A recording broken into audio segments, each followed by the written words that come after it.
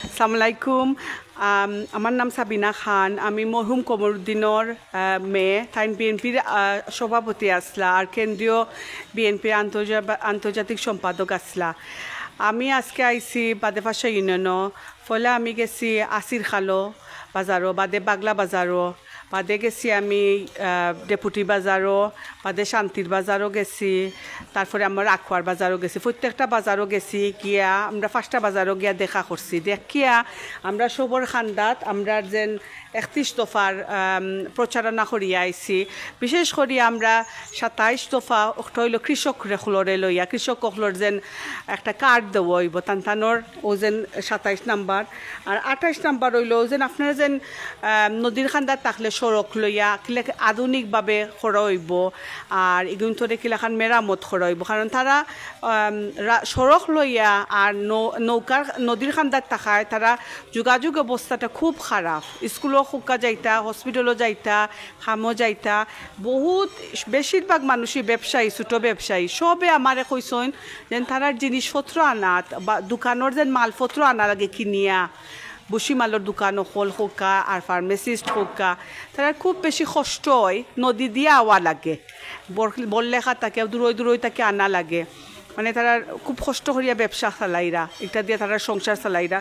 আর আমি বাদে 29 দফার কথা মারছি একটু হইল পরিবেশ লইয়া। আমরা যেন ক্লাইমেট চেঞ্জর আর আমরা যেন আবহাওয়ার পরিবর্তনর আমরা যেন একটার লাগিয়া কিন্তু বন্যা ওর আর তারার গড় বাড়ি, তারার রাস্তাঘাট, তারার চলাফেরা সব তার অসুবিধা হয়ে যায়। বাদেফাশা ইউনিয়নের গোলাপগঞ্জর আমি একটা দেখিয়া গেছি। আজকে আমি মেঘ হোক আর রোদ হোক আমরা ক্যাম্পেইন করিয়া যাই। আর আমরা মেঘর মধ্যে আজকে বারোইয়া আমরা মানে কি খুব কষ্ট হয়েছে সবর। আমি দেখিয়া গেছি মানুষে খিলাখান কষ্ট করা, বেমারিও হল ফার্মেসিত বই দিছইন, বহুত মহিলা হল বাজারও যাইতা, অন্য যাইতা, স্কুলও যাইতা, তারা বই দিছইন গরর মাঝে। কারণ তারা নদীর মেঘদের তুফানদের তারা এখন নৌকা উঠতে পাররা না ওটার লাগিয়া।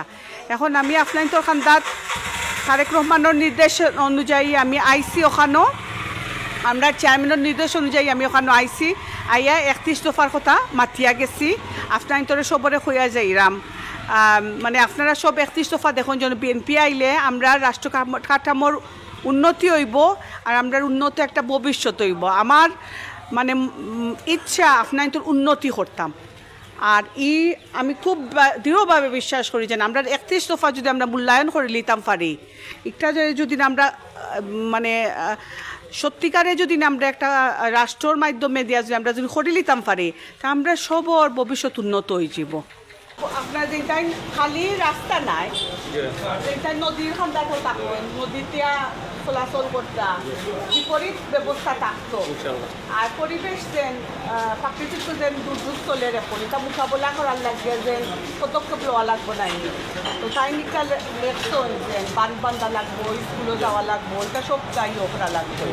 যেন বন্যা টন্যা হয় আমরা যেন নদীরে দেখাশোনা করলাম না করি একটু একটা অন্যান্য তাই দেখাশোনা করলে আমরা মায়া করবো। আমরা যদি আমরা নদীরে মায়া করি নাই, আমরা তো আমরা নদীরে মায়া করলাম না। পরিষ্কার করি যদি করি পালা করিয়া রাখি তো বন্যা কম হইব নাই, আবহাওয়া পরিবর্তন কম হইব।